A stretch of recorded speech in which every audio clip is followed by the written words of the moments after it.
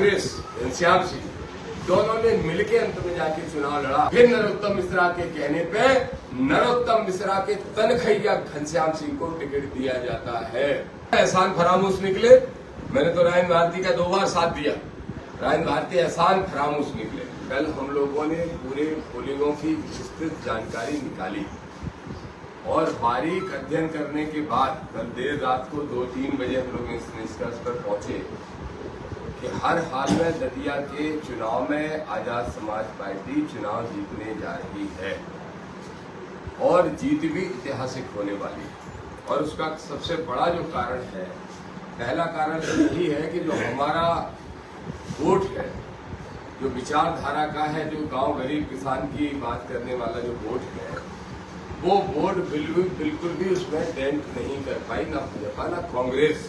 तो हमारा वोट अपनी जगह इंटैक्ट रहा, लेकिन भाजपा और कांग्रेस का वोट एक दूसरे को कतरने का काम करता रहा। इसलिए निश्चित रूप से 3 तारीख को आजाद समाज पार्टी जीतेगी।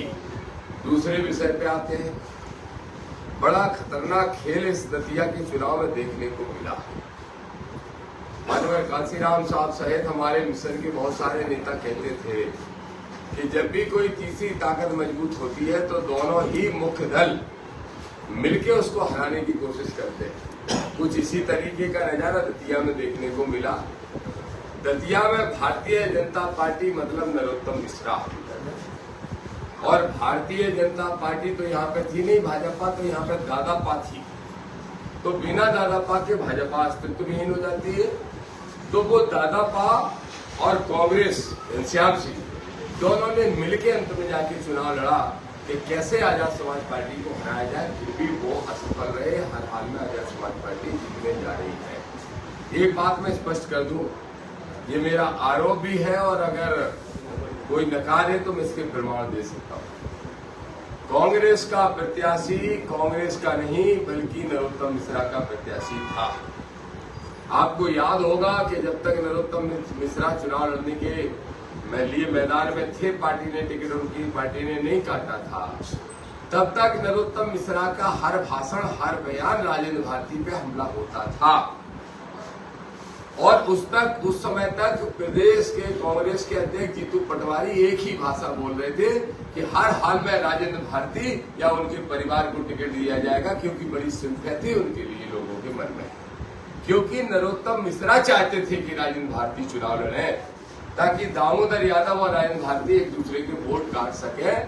तो पीसीसी चीफ नरोत्तम मिश्रा के इशारे पर राजेंद्र भारती को टिकट देने के लिए आतुर थे और उसमें दिग्विजय सिंह ने भी हाथ मिला रखा था। लेकिन जैसे ही नरोत्तम मिश्रा का खुद का टिकट कटता है तो फिर नरोत्तम मिश्रा से पूछा जाता है इस कांग्रेस के द्वारा कि अब किसको टिकट दिया जाए। और फिर नरोत्तम मिश्रा के कहने पे नरोत्तम मिश्रा के तनखैया घनश्याम सिंह को टिकट दिया जाता है। मेरा सीधा आरोप है, नरोत्तम मिश्रा को ने लगातार 3 चुनाव में करोड़ों रुपए के रूप में घनश्याम सिंह को सभा में फंडिंग की है। और दतिया में जो घनश्याम सिंह कैंडिडेट थे वो राहुल गांधी की कांग्रेस के नहीं, वो नरोत्तम मिश्रा के कैंडिडेट के रूप में चुनाव लड़े। इससे ये सिद्ध होता है कि मनुवादी हो या सामंतशाही, सब संविधानवादी अम्बेडकरवादी ताकतों को रोकने के लिए इकट्ठे होते हैं। लेकिन गांव गरीब किसान ने ठाना था, इसलिए आजाद समाज पार्टी बहुत ताकत से चुनाव जीतने जा रही है। अब आपको कुछ पूछना है तो पूछ सकते। निरंतर घनश्याम सिंह के द्वारा राजेंद्र भारती पर भी आरोप लगाया जा रहा है कि वो भारतीय जनता पार्टी के एजेंट हैं। नहीं, बिल्कुल सच कहा है। अगर घनश्याम सिंह ये कह रहे हैं कि राजेंद्र भारती एजेंट है तो राजेंद्र भारती पहले से एजेंट थे कि नहीं हमें नहीं मालूम, लेकिन नरोत्तम घनश्याम सिंह तो पहले से एजेंट है। हाँ, इस चुनाव की अगर स्थिति स्पष्ट करना चाहे आप पूछेंगे तो मैं साफ कह रहा हूँ कि नरोत्तम मिश्रा के 100 चिन्हित पदाधिकारी और प्रमुख लोगों ने में से 95 लोगों ने घनश्याम सिंह का खुल के साथ लिया है। बसई में नरोत्तम मिश्रा के भाई श्रीमंत, क्या नाम है उनका, उनने खुद फोन किया। वो जो एक रेंजर है जिसको अभी हम सस्पेंड कराने वाले हैं कुछ ही दिन में, उसने भी खुलेआम कांग्रेस का काम किया है। इससे स्पष्ट हो जाता है कि घनश्याम सिंह का साथ नरोत्तम की पूरी टीम ने दिया। अब राजेंद्र भारती की अगर बात करें तो वो तो उन्होंने ठीक 2 दिन पहले, वोटिंग के 2 दिन पहले 500 कार्यकर्ताओं की बैठक बुला के कह दिया था कि घनश्याम सिंह को चुनाव हराना है। तो बेहतर होता राजेंद्र भारती अगर ओबीसी की सोच के, किसानों की सोच के जरा भी होते, जरा भी शर्म होती, जहां अगर एहसान फरामोश नहीं होते राजेंद्र भारती, तो राजेंद्र भारती को ये कहना चाहिए था फिर कि गांव गरीब किसान की चिंता करके हमें दामोदर यादव को जिताना है। पर राजेंद्र भारती ने भी अपनी असलियत दिखाई और घनश्याम सिंह का तो असली चेहरा सामने आ रहा था, सो आ ही गया। लेकिन ये बेनकाब हो गए और राजेंद्र भारती ने बीजेपी के लिए पूरी ताकत लगाई है, इसमें कोई दो राय नहीं। लेकिन नरोत्तम मिश्रा ने कांग्रेस के लिए पूरी ताकत लगाई है और ये स्थिति हमारे लिए बहुत सुखद है कि राजेंद्र भारती कांग्रेस को हरवाए और नरोत्तम मिश्रा भाजपा को हरवाए और हम आराम से हमारी पार्टी निकल के आगे पहुंच जाए। आपने देखा जैसे आदरणीय राष्ट्रीय अध्यक्ष चंद्रशेखर जी आए थे तो उस दिन जो जन सैलाब सड़कों पे था, जब हम पैदल मार्च कर रहे थे तो वो किसके ट्रेंड मोड़ लगे थे, होर्डिंग पोस्टर भाजपा के, पर उनके बीच में से हमारे झंडे और हमारे कार्यकर्ता जैसे निकल के गए वैसे आजाद समाज पार्टी भी निकल के दतिया के विधायक हम लोग बनने वाले हैं और दतिया के शासक नहीं, दतिया के सेवक बनेंगे। भाई साहब, जिस तरीके से आप कह रहे हैं कि आजाद समाज पार्टी जो है चुनाव जीत रही है, लेकिन एग्जिट पोल में आपको 15% बताया जा रहा ये है। कौन सा पोल है? उसका पोल है? तमाम एमपी कोई तमाम नहीं है। 2 कौड़ी की औकात वाले लोग हैं, मानसिकता हमारे विरोधी है, मनुवादी सोच के होंगे, सामंतशाही सोच के होंगे, उनकी औकात उन्हें 3 तारीख को पता चल जाएगी। ऐसे एग्जिट पोलों के भरोसे हम कभी नहीं रहते। जैसे कि आपने कहा था कि राजेंद्र भारती हमारा सहयोग करेंगे, लेकिन वो सूत्रों से खबर है कि वो बीजेपी का सहयोग मैं बोल रहा हूँ ना, एहसान फरामोश निकले। मैंने तो राजेंद्र भारती का 2 बार साथ दिया। राजेंद्र भारती एहसान फरामोश निकले और घनश्याम सिंह बीजेपी की बी टीम है, जीतू पटवारी बीजेपी की बी टीम है, दिग्विजय सिंह स्वयं बीजेपी की बी टीम, ये स्पष्ट हो गया।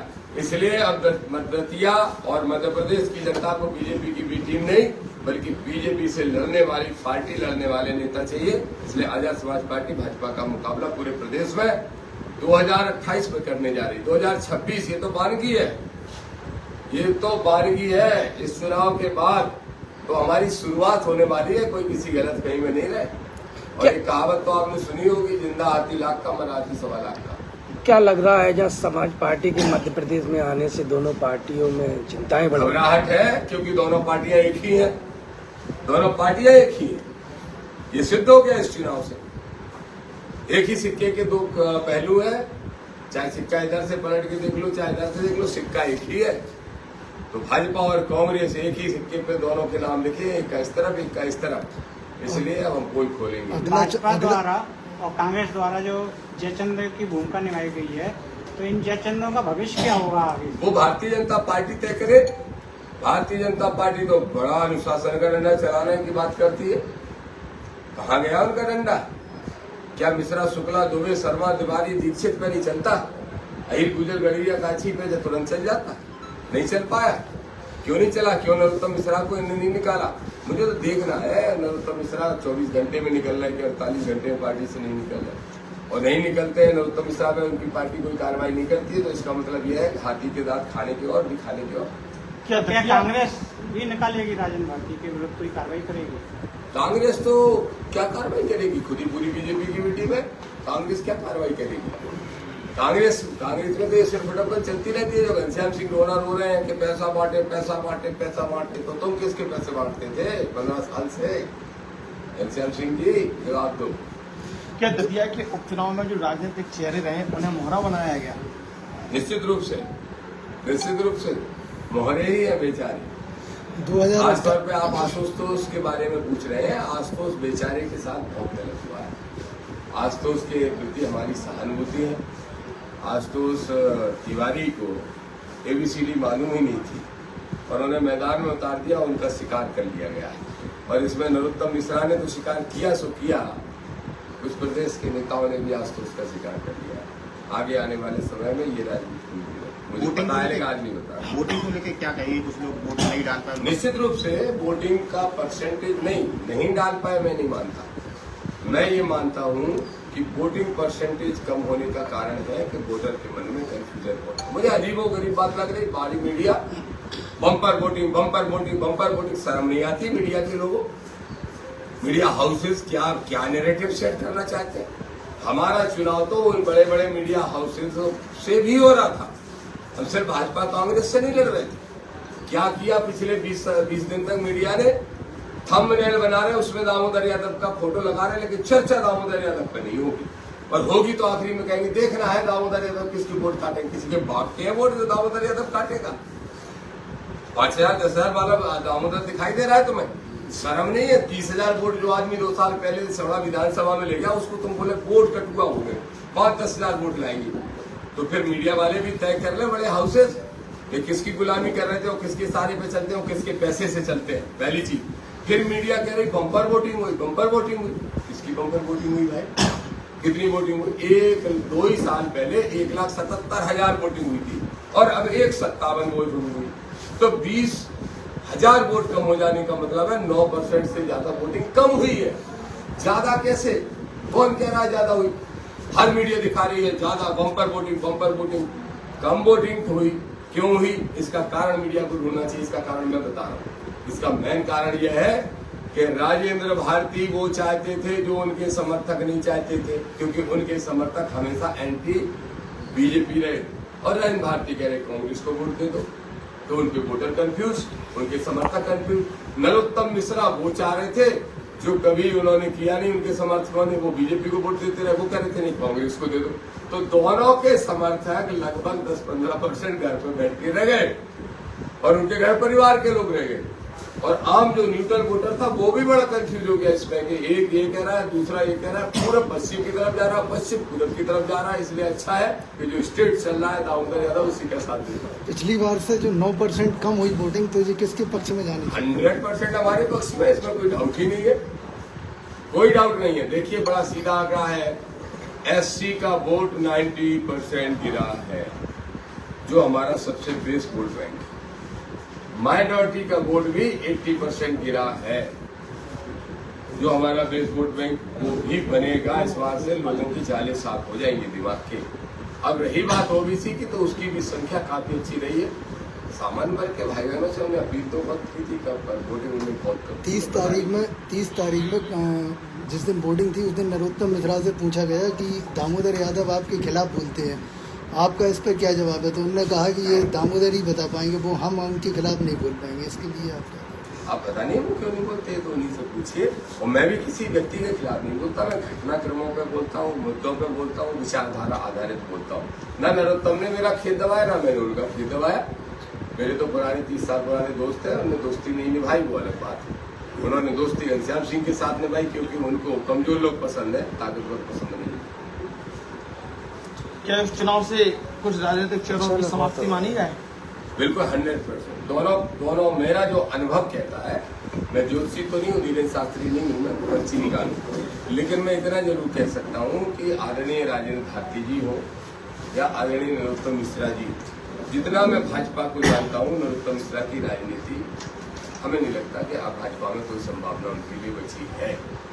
और रही बात राजेंद्र भारती जी की बात, तो उनके प्रति हमारी सहानुभूति है, वो जल्दी स्वस्थ हो जाए, लेकिन उनकी राजनीति खत्म हो गई है। देखिए दतिया में एक नई राजनीति की शुरुआत होने वाली है और हो चुकी है।